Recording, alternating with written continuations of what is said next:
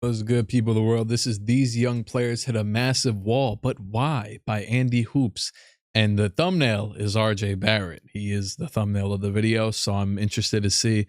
I know I'm just recording these videos back to back. I saw a dude mention this on my on my vlog, which I'm mentioning again for when I went to the Knicks game courtside. Then I'm going to continue to mention that I went courtside to the Knicks game until the end of eternity, and that's exactly what I'm going to do. But I'm not going to do it now because he told me to do that. But it's what I probably would have done. You're probably gonna hear me mention on the main channel now, as well as twice on this channel.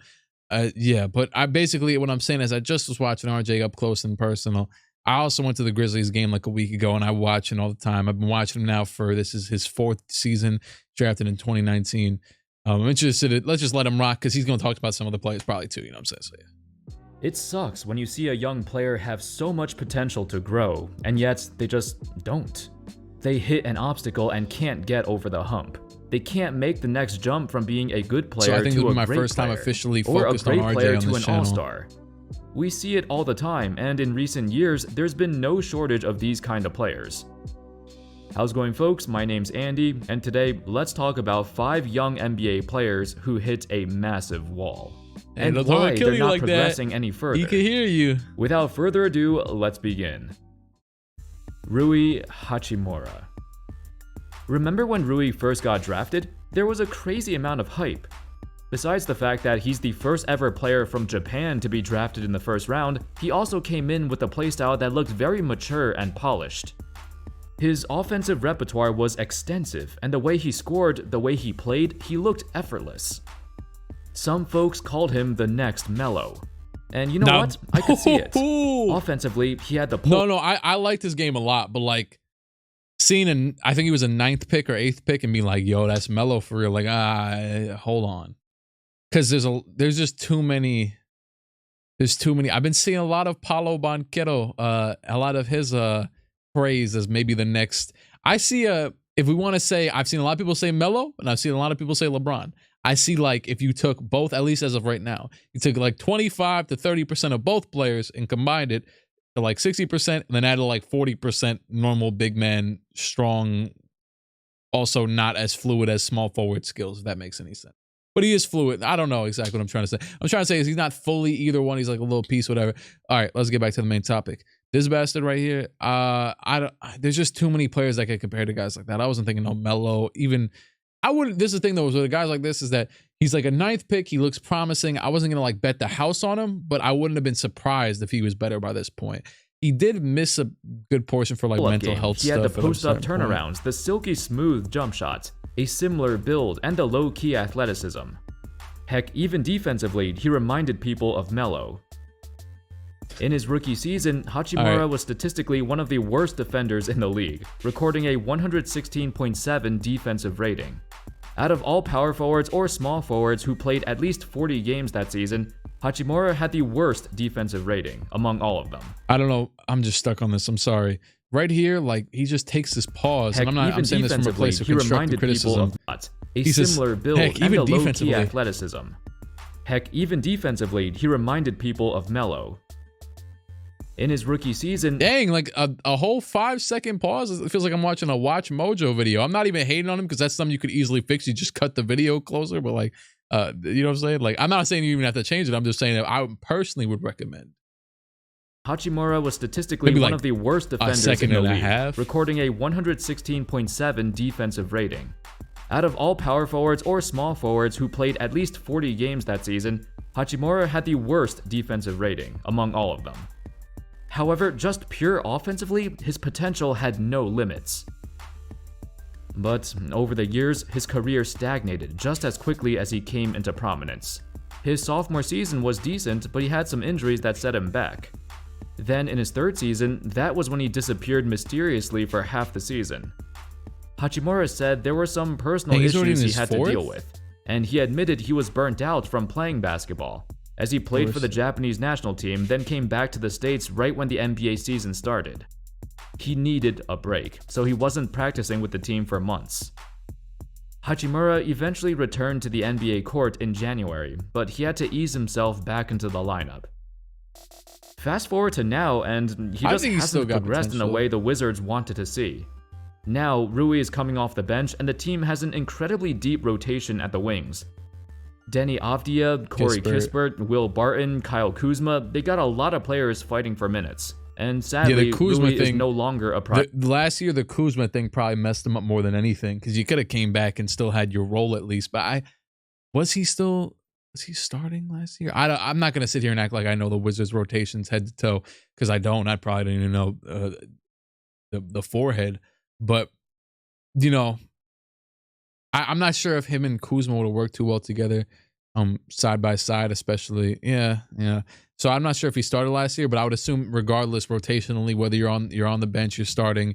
When it comes down to it, certain players getting minutes, you're probably getting cut a lot by Kuzma playing very well the past few years in terms of Kuzma's expectations after like a kind of down year with the Lakers for a second there. Yeah. So I do think though he's still a good NBA. He'll be around. I know he's a bad defensive player, but I think he'll be around regardless, because he's too good of an offensive player to really. I don't know. It might be a bad take. You see really good offensive guys like a Jabari Parker. You see Jabari Parker just fizzle off into the, you know what I'm saying, just the abyss. So, and he's a very Jabari Parker-esque type of player, just honestly minus some athleticism. Priority. He went from being a designated starter, playing 30-plus minutes a game, to coming off the bench and playing like 22 to 24 minutes a game. Reminds me of like Kevin Knox. His minutes are not consistent at all more either. Talented, though. If he's having a bad shooting night, he would just get benched early. But and if he's having a good game, he plays more. It doesn't help that he hasn't improved much since his rookie year. But to be fair, he doesn't have much opportunity to show it either. It doesn't look like he's part of the team's future plans anymore. RJ Barrett. Right. Barrett's career arc has been somewhat similar to Rui's, in the sense that he showed a lot of promise in his first few seasons, but recently he stagnated. In fact, it's even worse for Barrett because he was the third overall pick of his class, a guy who was once touted as the #1 prospect in the nation.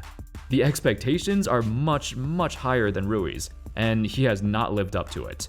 I will say, you know, there's a lot of #1 guys in the nation for certain years in high school, whatever, that end up doing nothing. So I will give you props. You are well, let's just let it rock. But he's a talented player. After his sophomore season, he made steady progress. In particular, his three-point shot saw a major improvement. It was the first and thus far only time in his career where he shot above 40% from three. Or 35. But since then, he regressed heavily, and overall, his shooting is getting worse and worse.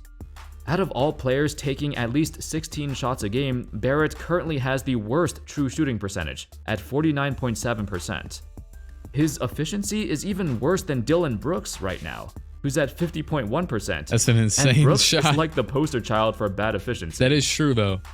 There's a myriad of reasons for his lack of success. The Knicks as a team have like no spacing.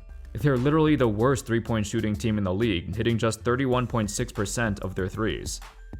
Every time RJ drives into the paint, he's met with a hand in his face. Defenders are getting to him so easily because they can just ignore the other shooters. This is a huge deal because over half his total shots come within 10 feet of the basket. Yet his percentage from that distance is not great for a guy who shoots that many close shots. The funny thing is, you can point to a lot of young players and say, wow, that guy is shooting poorly because he's taking bad shots. But for Barrett, the shots he takes are not inherently bad. He's going full Morey ball. A whopping 96% of his total attempts come from the three-point line or within 10 feet of the rim. Yeah. Those are supposedly the best shots to take, so he's not wrong in taking them. The issue is, he's too predictable. The Knicks' offense is too predictable, so he sees a close defender on every shot he takes. Nowadays, I know NBA teams think long twos are basically the plague, but he could do well if he took a bit more of them, like he did earlier in his career, just to make the defense respect his jumper.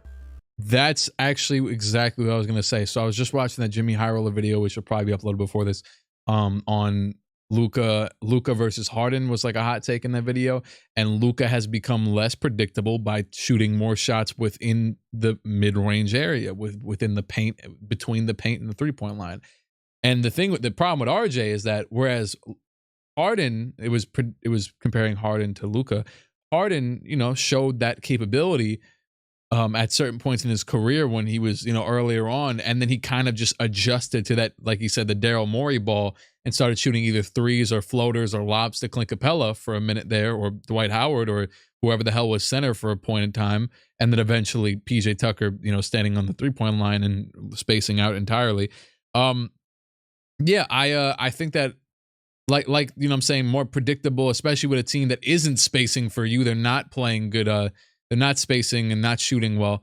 So I do think he would benefit. My issue is that, like I was about to say, Harden proved early on in his career, I want to say he was in year 4 or so, when he first got traded to the Rockets. You look at his first ever, I always liked his first ever game with the Rockets. He had like 30 points. He dropped like 30 points in all 3 of his first games with the Rockets as a franchise player for the first time ever, and then obviously propelled them for the next 10 years. But he was shooting so many mid-ranges. He would pull up, take a nice little quick mid-range shot, and RJ doesn't have that. My problem with RJ is that I really like him. I like his discipline as a basketball player. I like his work ethic, all that stuff. There's nothing lacking there. Work ethic, discipline, working on his game, whatever the hell. I genuinely do think he works on his game.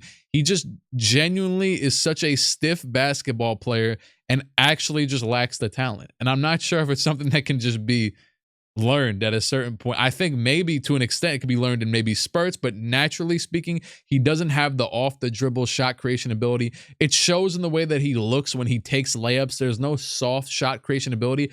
He's a mix between being too strong enough to get to the basket and enough of a finesse finisher to finesse his way around the back, but he's neither. He's in between. He has to choose between finesse or strength, and he's not fantastic at either. He's actually, you know what I'm saying? So we saw it on a couple clips there. Ball handling's not a upwards thing for him either. He would fit much better if the system, like he was showing you, there's certain stuff, whatever. But there's even plays like him. I don't know if it's this one. I don't think it was this one. The other night, he literally just went left, which is his hand, his dominant hand. Goes left, has a defender on his right, but he has the lane baseline and just airballs the lefty floater. So it's just something very unorthodox, confused, robotic with him. I was actually on my podcast, the Media Merchants. I'm just laughing because I mentioned in the last video too, but we were talking and Dom 2K said, yeah, one of his friends told him, and I said the exact same thing, that he just kind of plays robotic at times. So it's just not a fluid, a lot of fluid basketball players can figure it out and do things. But the reason why he is so predictable and he goes to the predictable shots is because that's all he really has in his arsenal as of right now. I'm not saying that he can't take the other shots or it wouldn't help. But he kind of has like load ups, and it's just slower, and I hope he figures it out. I hope he does. Obviously he's on my team. We just gave him $100 million, but I just mean for the sake of himself. I don't know. I genuinely forgot he was on my team when I was talking about that. I just so happened that the thing is that you watch these guys, and like, because he's on my team, obviously I'm more critical than most, but I just have a wider viewpoint of him and how he's played over the years.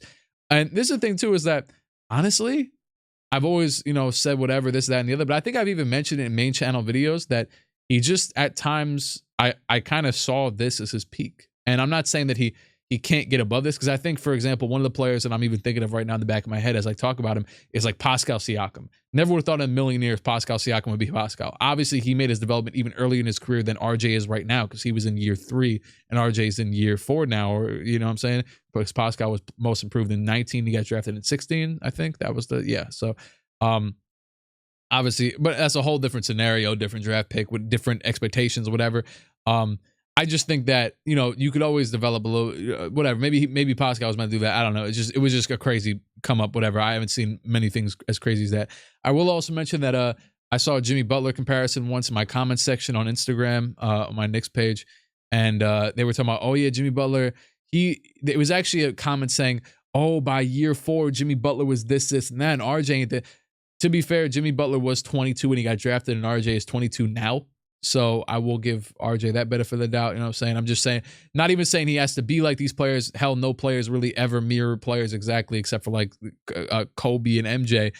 But you know what I'm saying? So yeah. So I just I hope he figures it out. And yeah, he's still got time to develop certain things. But you do see a lot of players that promise things and then never develop them. So guys promising, oh, I'm going to be a better defender. Never a better defender. Oh, I'm going to shoot better from this. I'm going to shoot more of these shots. That's what I'm saying. I feel like there might be a time where he's like, oh, yeah, I'm going to shoot more mid-ranges, and then doesn't, or just isn't, or then tries them out for the first 2 weeks, isn't good at them. All right. You know what I'm saying? So I don't know how much I trust right now, but I do think he'll be a good NBA player for a long time. It just whether or not he's a star, or if those expectations. I never saw him as being a top. I've been saying for years, honestly, whether in closed doors, that like I'm not sure if he's a at least a top 2 guy. He might be a third, but the thing is that right now we have Brunson's honestly a pretty good cleared number 1 as of like. I'm not saying that he's number 1 on a good team, but I'm saying right now he's holding number 1 duties, especially being a natural point guard. You know what I'm saying? You're dribbling the ball anyways, dog. You're gonna have the basketball. It's fantastic. You play, but he's not number 1 caliber talent per se, or at least he has another player as good as him next to him, and he doesn't right now. Randall and RJ are too inconsistent. Randall has some good games. RJ some good. They're all inconsistent. They're all inconsistent. For love of God. But yeah. I mean, he should be willing to try anything at this point. Isaac Okoro. I'm happy I recapped it because he's moved on. Okoro, honestly, I never thought this dude was going to be good. No disrespect. I just didn't see it. Wasn't really considered a top tier prospect until he got to college. I'll let you know. Rui thought he'd be a good scorer. Was excited for him out of like the top guys. I could see certain guys that I didn't think were going to be good. We're going to be good, and he was one of the guys I thought, saying whatever. And I think he's still. I mean, the numbers are still fine. Where he showcased his skills quite well. Just hitting a wall. It was enough to the point where he got drafted with the 5th pick by the Cavs. At that stage, the Cavs were just starting to rebuild, and getting Okoro was a nice start. In his first 2 seasons, he averaged about 30 minutes a game. He's like the and filler occasionally draft showed pick some flashes of potential. The issue that was teams inevitably are going to have like 1 or touches. 2 bad draft picks. He picks, came in as a great even defender, though they make a ton of good rim ones. runner, a guy who scores from slashing and cutting to the basket. But that's basically all he could do. Offensively, he was quite limited, but there was still room for him to grow. And on a team like the Cavs with a bunch of young players, they were supposed to develop together. However, his peers progressed much faster than he did. And now in his 3rd season, he got relegated to the bench. The truth is, the Cavs don't have much time to waste anymore. They're not going to be patient with Okoro if they don't need to be. In a short span of time, they went from bottom dwellers to being a legitimate contender. Now, Okoro's defense is still as suffocating as ever. That's the one saving grace of his game, and that's why he doesn't this need came to my many mind. I'm on RJ. I was just check the Knicks box score because they're playing right now, but I had to record some videos. What's it called? That's the other thing with RJ is that the toughest thing with an NBA player is that you have to be able to make bad shots. He can't make bad shots. He can barely even make good shots. So if you can't make bad, he never like shoots a tough contested shot. I'm like, oh snap, it's about to go. And like the way that Rui can create and shoot a fadeaway mid-range shot, I ain't gonna fade away. So I'm hoping he can develop something like that. Yeah. Okay, move on. I'm saying this only because I really do not care about Isaac. I knew this dude wasn't gonna be that good. I hope maybe you come back and be a good key defender for a certain team or whatever, or the Cavs. However, or whatever. He's still an offensive liability. He still can't shoot it's threes, like Matisse. And defenses just ignore him half the time. Matisse barely playing this year. As a result, he has one of the worst offensive box plus minuses in the league at a negative 5.2. I was just looking at offensive. I guess on the bright side, the Cavs have enough offensive firepower that they don't need him to score. Donovan Mitchell and Darius Garland got that covered. And plus, you shoot a layup like this, like we know, dog. We don't believe you. Donovan Mitchell and Darius Garland got that covered. And plus, I'd rather let them have the ball than Okoro. Marvin Bagley. Now this one's an interesting one because I wouldn't say he's had the Jahlil Okafor thing where you're like good and then you just kind of get extradited regardless. Didn't help that his dad was also talking trash to the Kings while he wasn't getting, like, I don't know. Did they like, there's a thing with NBA players where you know how certain players will go years and years and not really be that guy, but like be a 22 point per game scorer for X amount of years. Kind of like how the Bulls right now have Zach LaVine and DeMar. And it's like, those are 2 fantastic players and maybe with a better team, they'd be better, whatever. But regardless, you're probably not going to win a ring led by those 2. You know what I'm saying? And in this league specifically. And was it that they saw this man average 17 points per game, make the all-rookie first team? I think 16 at least, 17, whatever, 15. And we're like, oh, well, his ceiling is worse than that. So why, you know what I'm saying? But then they did keep him for a while, but then I got to hear. The thing with Bagley is that the fact that he was drafted right before Luka Doncic, he's always going to be relevant. It hurt his expectation. We're always going to talk about him. We're always going to observe Honestly, and follow people his talk about it a lot, and we'll never forget about him. The same deal with Sam Bowie, the guy drafted right before MJ. No one would even care about him otherwise. Well, that's true. For Bagley, his career has been a roller coaster, to say the least. From injuries to getting traded to Detroit, Bagley has been resilient, despite all the critics screaming in his ear. On the Pistons, he's been doing quite well and carved out. That's funny. He had that same exact play in there earlier, but on the Pistons, the downside he's been doing of Killian, quite well or and maybe it carved was out a Marvin, niche for himself. But he's still only playing around 24 minutes a night. He still doesn't have that bigger role that he desired when he came to Detroit. He's now taking the fewest shots per game of his career. He just came back from injury, though. He's a core part of the offense, but he's not a focal point, which I know might I be just a good picked him thing. up in fantasy, so I think the Kings were trying too hard to make him into the focal point, which he clearly is not capable of, as we know now. Also, another thing is, Bagley has yet to play for a winning team in his 5 seasons in the NBA thus far. That eventually drains you mentally, being part of losing teams who are constantly tanking. There is a bright side though, he's actually outplaying his contract. His 3-year, $37 million deal is a bargain considering his production has been quite good. It also makes him easier to trade if the Pistons want to go down that route. Still, at this point, the hopes of him ever becoming an all-star are withering away. Perhaps he's destined to be a role player, and there's nothing wrong with that. I mean, dog, he already switched situations and is like 3 years in. Oh boy, I might get some flack for this, but let's be real, Ayton has been the same player for years now. He really did not change at all since coming into the NBA, and the numbers reflect that too. However, because he's on the Suns and they've actually been winning, there's no pressure on him. I remember when he was getting drafted, they were hyping it like him and Booker were about to be Shaq and Kobe. There was graphics galore when they won the #1 pick. It was insane. So I will say he didn't reach the Shaq expectations. But for what I expected from him personally, especially after watching his, usually when I watch a guy's first year, you could see. Hell, nowadays guys do what they do in their prime in their first years a lot of the time. But, you know, I didn't see him doing much more than what he's done right now. I think he's hit my personal expectations, so that's why I guess maybe I'm reacting differently. But yeah, I agree that obviously you're not some sort of transcendent #1 overall pick. You're just a good one, and that's cool. You're not even well, obviously you nearly, maybe we'd be looking at differently if he did also leave the team, because they view him as a little bit expendable, obviously, because they nearly let him go to the Pacers. I think the Pacers were the team that offered. They were even trying to trade him probably for Kevin Durant at a certain point. Although the Nets didn't want him, obviously, because the deal would have been done. So he's viewed as an expendable scoring center who did have a very good defensive run in that 1 year in the playoffs when they made it to the finals. But I mean, you know, he's good. He's not great. He's great, but he's not amazing. And that's like, well, why are we paying you the max then? Or whatever. I think they are paying him to individually excel. Remember his whole contract debacle over the offseason? The Suns did not offer him the 5-year max that he wanted, which made sense because he wasn't worth that much.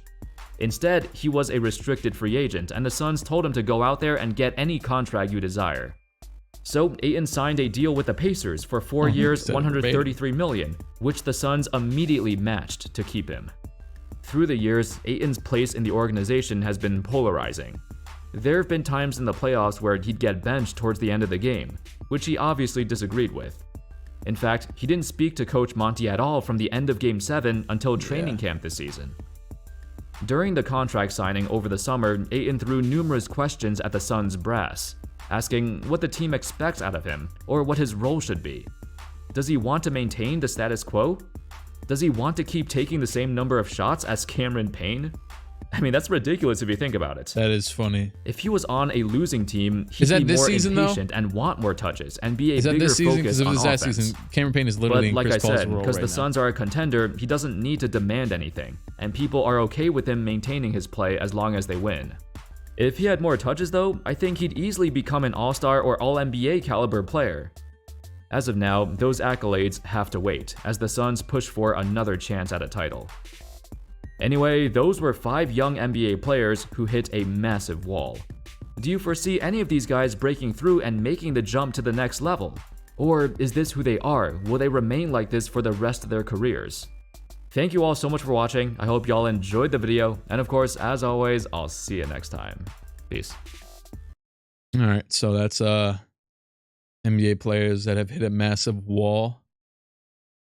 Yeah, I think I've said everything I wanted to say. I think I did, honestly. What else I gotta say? Shout out to Trey Burke. And I'll see you in our next expedition. Screw you.